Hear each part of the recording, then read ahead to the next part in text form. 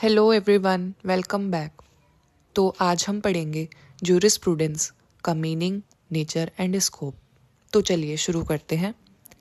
Meaning of jurisprudence. The word jurisprudence is derived from Latin words juris means law and prudentia means knowledge और wisdom. इन दोनों ही terms को combine करके word jurisprudence बना है। जूरिस्प्रूडेंस का मतलब होता है नॉलेज या विजडम लॉ के बारे में, यानी कि नॉलेज और विजडम ऑफ लॉ। कुछ जूरिस्ट ने इसको साइंस ऑफ लॉ भी बोला है। आइए अब हम जानते हैं इसका conceptual meaning. Jurisprudence is the theoretical and philosophical study of law. It is about general principles of law applicable to all legal systems. Jurisprudence एक थ्योरी है, उसमें बहुत सारी फिलोसफीज डिस्कस की गई हैं जो कि हमारे लॉ के बारे में है। जूरिस्प्रूडेंस ले डाउन करता है बहुत से लीगल प्रिंसिपल्स जो कि हमारे लीगल सिस्टम का बेस है और काफ़ी लीगल सिस्टम्स में उसका यूज़ भी हुआ है। आइए इसके एस्पेक्ट्स के बारे में जानते हैं। It studies following aspects. Origin of law, यानी कि लॉ कैसे ओरिजिन हुआ, कहाँ से ओरिजिन हुआ। Then nature and purpose of law, यानी लॉ का नेचर कैसा है और लॉ का पर्पस क्या है। Relationship between law, morality, justice and society, यानी कि लॉ और मोरालिटी के बीच में क्या रिलेशनशिप है, लॉ एंड जस्टिस के बीच में क्या रिलेशनशिप है, लॉ एंड सोसाइटी के बीच में क्या रिलेशनशिप है। बहुत से जूरिस्ट ने अलग अलग थ्योरीज, अलग अलग डेफिनेशंस एंड अलग अलग फिलॉसफीज दी हैं। आइए अब हम कुछ डेफिनेशंस के थ्रू जानते हैं कि जूरिस्प्रूडेंस का मीनिंग क्या होता है। हमारा फर्स्ट जूरिस्ट है अल्पियन। अल्पियन की डेफिनेशन बोलती है jurisprudence is the knowledge of things divine and human, the science of just and unjust. Ulpian एक रोमन जूरिस्ट थे और वो ये मानते थे कि जूरिस्प्रूडेंस सिर्फ लॉ से ही कनेक्टेड नहीं है बल्कि मोरालिटी, एथिक्स एंड जस्टिस से भी रिलेट करता है। अल्पियन की डेफिनेशन बोलती है कि जूरिस्प्रूडेंस डिवाइन एंड ह्यूमन दोनों ही तरीके की चीज़ों से रिलेटेड है। According to him, law should distinguish between right and wrong and promote justice. अल्पियन के अकॉर्डिंग लॉ हमें बताता है कि राइट एंड रॉन्ग के बीच में क्या डिफरेंस है, जैसा कि अल्पियन की डेफिनेशन का सेकंड पार्ट बोलता है science of just and unjust, यानी कि क्या गलत है और क्या सही है। आइए अब हम जानते हैं second definition. Second definition Austin ने दी है। ऑस्टिन ये बोलते हैं jurisprudence is the philosophy of positive law. Austin एक पॉजिटिविस्ट जूरिस्ट थे और वो पॉजिटिव लॉ को ही सपोर्ट करते थे। ऑस्टिन बोलते हैं कि सॉवरेन अथॉरिटी ही लॉ बनाती है। उन्होंने ये भी बोला है that law is the command of sovereign, यानी जो सुपीरियर अथॉरिटी डिसाइड कर लेती है वो ही लॉ होता है। According to him, jurisprudence studies law as it is and not as it ought to B.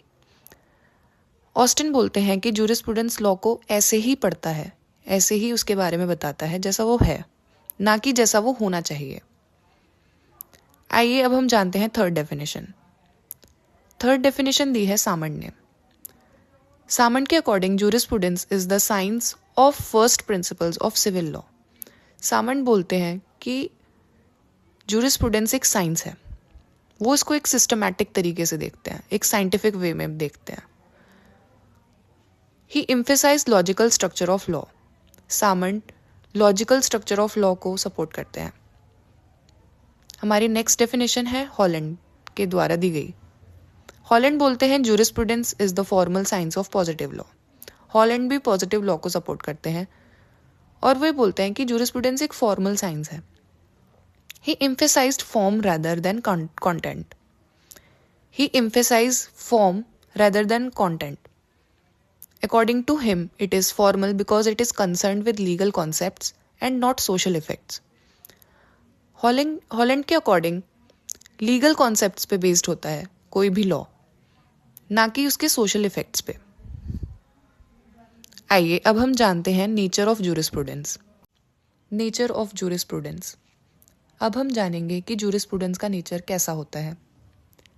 Jurisprudence a social science इसमें हम जानेंगे कि जूरिस्प्रूडेंस कैसे एक सोशल साइंस की तरह है। Jurisprudence is regarded as a part of social science that explore and explain the social and moral norms of human conduct और बिहेवियर। जैसे कि एक सोशल साइंस का कोई भी सब्जेक्ट जैसे कि बताता है कि ह्यूमन का कंडक्ट कैसा होता है, ह्यूमन के बिहेवियर के बारे में बताता है, उसके सोशल एंड मोरल क्या रूल्स होते हैं, क्या रेगुलेशंस होते हैं। उसी तरीके से जूरिस्प्रूडेंस भी हमें इन सारी चीज़ों को एक्सप्लोर करने में हेल्प करता है। वो इन सारी ही चीज़ों को एक्सप्लेन करता है कि ह्यूमन के क्या सोशल एंड मोरल नॉर्म्स होते हैं। हमारा नेक्स्ट है jurisprudence a formal science. Jurisprudence कैसे एक साइंस की तरह है। Jurisprudence is also regarded as formal science because it deals with various purposes and general principles of some basic concepts of our society. Jurisprudence कुछ general principles से related है जो हमारी सोसाइटी के बेस हैं। अब वो क्या क्या हो सकते हैं, जैसे कि property, ownership, position, title and liability. ये सारी ही चीज़ें हमारी सोसाइटी में बहुत कॉमन है और एक बेस फॉर्म करती हैं। जूरिस्प्रूडेंस हमें बताता है कि प्रॉपर्टी के कितने टाइप्स हैं, किस टाइप से ओनरशिप होती है, पोजीशन के कितने टाइप हैं, क्या हमारी लाइबिलिटीज़ हैं, क्या हमारी ड्यूटीज़ हैं। इन सभी चीज़ों को हम आगे के लेक्चर्स में पढ़ेंगे। अब नेक्स्ट आता है जूरिस्प्रूडेंस एक इवोल्यूशनरी सब्जेक्ट कैसे है। इवोल्यूशनरी से हमारा मतलब है जिसमें चेंजेस होते हैं टाइम के साथ और सोसाइटी जैसे जैसे चेंज होती है उसके साथ। The law changes with the changes in the society. It keeps on changing with developments like social, economic, political. Jurisprudence is evolutionary in nature. Jurisprudence भी टाइम के साथ जैसे जैसे सोसाइटी में चेंजेस आते हैं, जैसे जैसे डेवलपमेंट्स होते हैं, उसी के अकॉर्डिंग हमारा लॉ चेंज हो जाता है। आइए अब हम जानते हैं scope of jurisprudence. Scope of jurisprudence It covers schools of jurisprudence, sources of law and legal concepts. Scope में हम जानेंगे कि जूरिस्प्रूडेंस क्या क्या कवर करता है और क्या क्या हमें एक्सप्लेन करता है। जूरिस्प्रूडेंस के कुछ स्कूल्स हैं। हमारा फर्स्ट स्कूल है नेचुरल लॉ स्कूल, सेकंड है एनालिटिकल स्कूल, थर्ड है हिस्टोरिकल स्कूल, फोर्थ है सोशियोलॉजिकल स्कूल, फिफ्थ है रियलिस्टिक स्कूल। स्कूल बेसिकली हमें बताते हैं कि डिफरेंट फिलॉसफीज़ क्या हैं लॉ को लेके। जूरिस्प्रूडेंस के ये 5 मेन स्कूल्स हैं जो हमें डिफरेंट थ्योरी, डिफरेंट जूरिस्ट और डिफरेंट फिलॉसफीज़ के बारे में बताता है। आइए अब हम जानते हैं नेचुरल लॉ स्कूल क्या है। Natural law school, it is the oldest school. According to this school, law are inherent in nature and human reason. It is not created by any human. Natural law school एक हमारा काफ़ी पुराना philosophy है और इस school के according ये माना जाता है कि लॉ हमारे नेचर में, ह्यूमन के कंडक्ट में, ह्यूमन के रीजन में इनहेरेंट होता है। लॉ को कोई बना नहीं सकता। It is not created, it lies inherently in the nature. इसके बारे में हम और डिटेल में अपने नेक्स्ट लेक्चर में जानेंगे। आइए अब हम जानते हैं एनालिटिकल स्कूल के बारे में। Analytical school, according to this school, law is a command of sovereign. Law is based upon the power of superior. ये स्कूल बोलता है कि लॉ वही है जो सॉवरेन बनाए। सॉवरेन का मतलब होता है एक सुपीरियर अथॉरिटी। अब वो कोई भी हो सकता है। लॉ सुपीरियर की पावर पे ही डिपेंड करता है, यानी कि जो वो डिसाइड कर दे, जो वो एक रूल बना दे, वही हमारा लॉ हो जाता है। हमारा नेक्स्ट स्कूल है historical school. Historical school. According to this school, customs are the major source of law and it opposes judge-made law. हमारा हिस्टोरिकल स्कूल, जैसे कि इसके नाम से ही हमें पता चल रहा है कि ये हमारी हिस्ट्री को ज़्यादा इंपॉर्टेंस देता है। इस स्कूल के अकॉर्डिंग कस्टम ही मेजर सोर्स होते हैं लॉ के। जो कस्टम्स हम फॉलो करते हैं वो ही लॉ बन जाते हैं। हिस्टोरिकल स्कूल जज मेड लॉ को अपोज करता है, यानी कि हिस्टोरिकल स्कूल के अकॉर्डिंग अगर जज कुछ डिसाइड करता है या कोई रूल बनाता है तो वो लॉ नहीं है। हमारा नेक्स्ट स्कूल है sociological school. According to this school, laws are dynamic in nature. It depends on the needs of society. Sociological school society से रिलेटेड है। इसके अकॉर्डिंग लॉ का नेचर डायनामिक होता है। डायनामिक का मतलब कि लॉ चेंज होता रहता है टाइम के साथ और सोसाइटी के नीड के साथ।